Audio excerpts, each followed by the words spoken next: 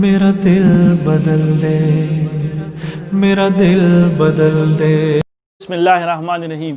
Today we will discuss dark creation of photosynthesis. लेकिन dark creation का process बताने से पहले चंद सवालात बताऊंगा।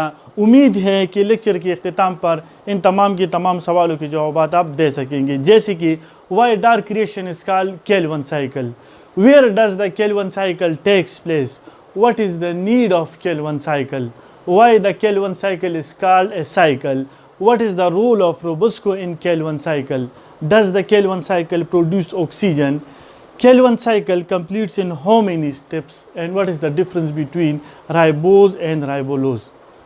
Alternate name of dark reaction, dark reaction के मुतबादिल नाम, डार्क रिएक्शन को हम C3 साइकिल भी कहते हैं, केल्विन साइकिल भी कहते हैं, केल्विन बेंसन साइकिल भी कहते हैं, रिडक्टिव पेंटोस फास्फेट साइकिल भी कहते हैं, ब्लैक मैन्स रिएक्शन भी इसको कहते हैं, फोटोसिंथेटिक कार्बन रिडक्शन साइकिल भी इसको कहते हैं, इसको हम बायोसिंथेटिक फेज ऑफ फोटोसिंथेसिस भी कहते हैं, और इसको हम लाइट इंडिपेंडेंट रिएक्शन भी कहते हैं। लाइट इंडिपेंडेंट रिएक्शन इसको इसलिए कहते हैं क्योंकि dark reaction of photosynthesis light पर डिपेंड नहीं करता। डार्क का मतलब ही नहीं कि तारीकी में होता है, डार्क वर्ड से मुराद है कि ये लाइट पर डिपेंड नहीं है, ये लाइट पर इन्हिसार नहीं करता। अब लाइट रिएक्शन होता कहाँ पर है? लाइट रिएक्शन की occurrence, light reaction takes place in the stroma of chloroplast. Calvin cycle या light reaction is like a sugar factory in plants. Calvin cycle की मिसाल किस चीज़ के, जैसे कि प्लांट में शुगर की फैक्ट्री हो। फिर केल्विन साइकिल की डिस्कवरी पर बात करते हैं, तो केल्विन साइकिल को डिस्कवर किया था Melvin kelvin and Andrew Benson ने 1950 में यूनिवर्सिटी ऑफ कैलिफोर्निया में। इसको हम ब्लैक मैन्स रिएक्शन क्यों कहते हैं? क्योंकि 1905 में ब्लैक मैन नामी साइंसदान ने सबसे पहले dark reaction of photosynthesis explain किया था। अब स्टेप्स, ये डार्क रिएक्शन ऑफ फोटोसिंथेसिस होता कितने स्टेप में है? तो dark reaction of photosynthesis completes in 3 steps. Step number 1 is called carboxylation, step number 2 is called reduction, and step number 3 is called regeneration. Reaction के स्टेप डिस्कस करने से पहले ये सीख ले कि इसको साइकिल क्यों कहते हैं। इसको cycle, it is called cycle because like Krebs cycle in cellular respiration, the starting material is regenerated each time the process occur। मतलब कि जिस मटेरियल से ये प्रोसेस स्टार्ट होगा उसी मटेरियल पर ये आके ये प्रोसेस ख़त्म होगा। इस प्रोसेस को हम साइकिल कहते हैं। इसकी मिसाल क्रिब्स साइकिल की जैसी है कि क्रिब्स साइकिल हमारे साथ स्टार्ट होता है ऑक्जेलो एसीटेट से, ख़त्म भी आके ऑक्जेलो एसीटेट पर होता है कि हमारे पास पहले ऑक्जेलो एसीटेट होता है, फिर सिट्रेट, फिर आइसोसिट्रेट, अल्फा कीटोग्लूटाराइड, सक्सिनाइल कोए, सक्सिनेट, फ्यूमरेट, मलेट, और फिर आके ऑक्जेलो एसीटेट पर ये साइकिल ख़त्म हो गया। स्टार्ट भी ऑक्जेलो एसीटेट, ख़त्म भी ऑक्जेलो एसीटेट पर हो गया। इस प्रोसेस को हम साइकिल कहते हैं। इसके बरक्स हमारे पास दूसरा मैकेनिज्म, इसको हम पाथवे कहते हैं। पाथवे की मिसाल ग्लाइकोलिसिस की सी है। ग्लाइकोलिसिस जो कि स्टार्ट होता है एक सबस्ट्रेट से, ख़त्म होता है दूसरे सबस्ट्रेट पर।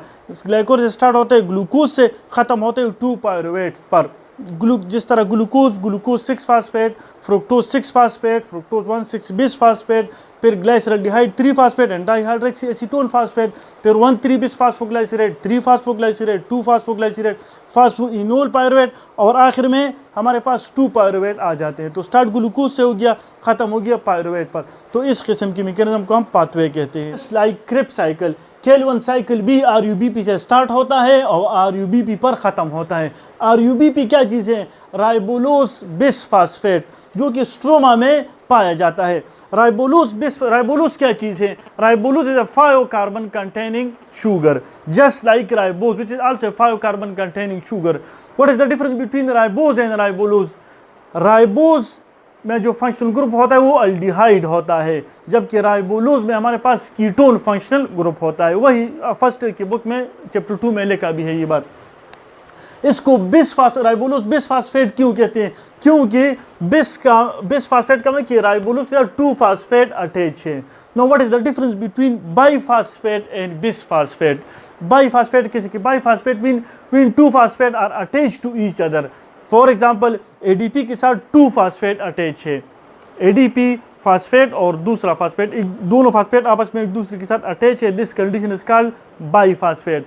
बिसफास्फेट किसे कहते हैं? Bis mean two phosphate are attached to different parts of the same molecule. For example ribulose है तो टू फास्फेट है, लेकिन ये दोनों फास्फेट एक मॉलिक्यूल के डिफरेंट पार्ट पर अटैच है। कार्बन 1 यानी एक फास्फेट कार्बन नंबर 1 पर अटैच है, दूसरा फास्फेट कार्बन नंबर 5 पर अटैच है। दिस कंडीशन इज कॉल्ड बिस। तो राइबोलोज बिसफास्फेट के साथ एटमॉस्फेयर का carbon dioxide with the help of rubisco combine होगा। Rubisco which is the most abundant enzyme और most abundant protein on the planet earth. 6 atmosphere से 6 कार्बन डाइऑक्साइड हमारे पास कंबाइन होगी 6 RUBP के साथ। ये एक RUBP नहीं, असल में 6 RUBP है। तो इन दोनों की with the help of rubisco enzyme, इस दोनों की रिएक्शन के नतीजे में हमारे पास एक 6 कार्बन अनस्टेबल कंपाउंड बनेगा। फिर से ज़रा सुन लें कि राइबोलोज बिसफास्फेट हमारे पास 5 कार्बन कंपाउंड है। इस 5 कार्बन कंपाउंड के साथ जब कार्बन डाइऑक्साइड रिएक्शन करेगा तो ये 5 कार्बन कंपाउंड 6 कार्बन कंपाउंड में कन्वर्ट हो जाएगा। तो 6 RUBP है तो कितने 6 कार्बन अनस्टेबल कंपाउंड बनेंगे? 6।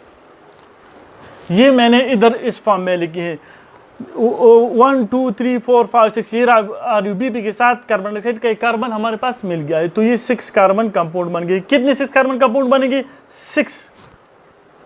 6 हमारे पास 6 कार्बन अनस्टेबल कंपाउंड बनेंगे इसकी रिएक्शन के नतीजे में। अब इस अनस्टेबल कंपाउंड का नाम क्या है? 3keto 2 carboxy अरेबिनिटोल 1,5 बिसफास्फेट। चूंकि ये अनस्टेबल कंपाउंड है, ये 6 unstable compound 6 carbon unstable compound है, तो ये टूट जाते हैं। तो ये जब टूटेंगे, देखिए ये इस तरह जब टूटेंगे, इसकी जब ब्रेक डाउन होगी तो इसके नतीजे में इससे कितनी मॉलिक्यूल बनेंगे? 1 2 3 4 5 6 7 8 9 10 11 12। तो इससे हमारे पास 12 मॉलिक्यूल बनेंगे, जिसको हम क्या कहते हैं? 3PGA। 3PGA इसको इसलिए कहते हैं क्योंकि इस मॉलिक्यूल के कार्बन नंबर 3 पर क्या चीज़ अटैच है? फास्फेट ग्रुप अटैच है।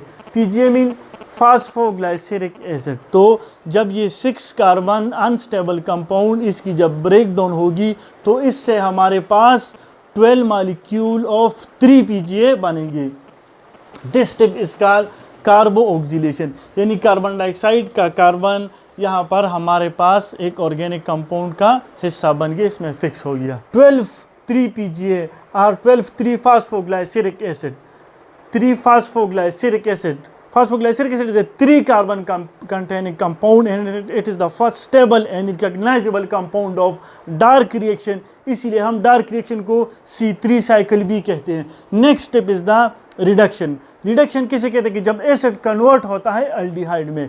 The process of reduction takes place in 2 steps. Step number 1 is the कि जब हमारे पास 12 3PGA के साथ लाइट रिएक्शन का प्रोडक्ट 12 ATP रिएक्शन करेंगे, तो जब 12 ATP रिएक्ट करेंगे 12 3PGA के साथ, तो इसके रिस्पॉन्स में हमारे पास 12 बिसफास्फोग्लाइसरेट बनेगा। यानी 12 ATP अपने फास्फेट 12 3PGA को दे देंगे और ATP कन्वर्ट हो जाएगा ADP में। This step number 1। Step number 2 है कि 1,3 बिसफास्फोग्लाइसरेट कन्वर्ट होगा ग्लाइसरल्डिहाइड 3 फास्फेट में। तो इस स्टेप में लाइट रिएक्शन का दूसरा प्रोडक्ट NADPH2, चूंकि 12 बिसफास्फोग्लाइसरेट, इसीलिए 12 NADPH2 अपने हाइड्रोजन 1,3 बिसफास्फोग्लाइसरेट को देंगे और वो इसके रिस्पॉन्स में 1,3 बिसफास्फोग्लाइसरेट कन्वर्ट हो जाएगा ग्लाइसरल्डिहाइड 3 फास्फेट में, और प्रोडक्ट में जो बनेगा हमारे पास NADP+ बनेगा और इनऑर्गेनिक फास्फेट रिलीज हो जाएगा। सो यहाँ से लेकर यानी 3 फास्फोग्लाइसरेट से लेकर ग्लाइसरल्डिहाइड 3 फास्फेट तक this step is called reduction. के नतीजे में हमारे साथ 12 G3P बन गए, यानी 12 ग्लाइसरल्डिहाइड 3 फास्फेट बन गए। इनमें से इन 12 G3P में से 2 G3P ग्लूकोज की सिंथेसिस करेंगे। वो किस तरह करेंगे? इधर देखिए ज़रा कि इनमें से पहला G3P glyceraldehyde 3 phosphate with the help of isomerase convert into dihydroxy acetone 3 phosphate. यही डाईहाइड्रोक्सी एसीटोन फास्फेट दूसरी G3P के साथ with the help of aldolase reaction करेगा और उससे फ्रुक्टोज 1,6 बिसफास्फेट बनाएगा। Fructose 1,6 bisphosphate with the help of phosphatase enzyme convert into fructose 6 phosphate. Fructose 6 phosphate with the help of isomerase enzyme convert into glucose 6 phosphate. Glucose 6 phosphate with the help of phosphatase enzyme convert into glucose, यानी glycolysis का reversal हम कह सकते हैं इसको। G3P में से 2 G3P ने ग्लूकोज के सिंथेसिस में हिस्सा लिया, रह गए 10 G3P 10 ग्लाइसरल्डिहाइड 3 फास्फेट। ये 10 जो और हर एक ग्लाइसरल्डिहाइड 3 फास्फेट में 3 कार्बन होते हैं, तो 10 G3P और हर एक में 3 कार्बन है, तो 10 मल्टीप्लाई बाय 3 इक्वल टू 30। ये 10 G3P through intermediate to intermediate convert into 6 RUMP। ये कन्वर्ट होते हैं 6 RUMP में, यानी 6 मॉलिक्यूल ऑफ RUMP। मैंने एक बनाई इस तरह 6 है, और हर एक RUMP मॉलिक्यूल में कितने कार्बन है 1 2 3 4 5, इस तरह कितने मॉलिक्यूल है 6 है, तो 6 मल्टीप्लाई बाय 5 इक्वल टू 30। तो इधर भी 30 इधर भी 30, हमने रीजनरेट करना है RUBP। तो लाइट रिएक्शन से 6 मजीद ATP आएंगे और हर एक ATP इसको एक फास्फेट देगा और ATP कन्वर्ट हो जाएगा ADP में। तो इधर इसकी कार्बन नंबर 5 पर फास्फेट है, इधर कार्बन नंबर 1 पर इस पर फास्फेट लग गया, तो RUMP इधर हमारे साथ कन्वर्ट हो गया RUBP में। चूंकि RUMP कितने होते हैं 6 होते हैं, तो 6 ATP, हर एक ATP एक फास्फेट एक RUMP को देगा और इस तरह हमारे साथ 6 RUBP रीजनरेट हो जाते हैं। एक ग्लूकोज की सिंथेसिस के लिए 18 ATP चाहिए और 12 in ADP2 चाहिए। इधर देख सकते हैं कि 12 ATP इधर और 6 ATP इधर, तो ये 18 ATP हो गए, जबकि 12 in ADP2 इधर हमारे साथ यूज हुई है। तो for the synthesis of 1 glucose we require 18 ATP and 12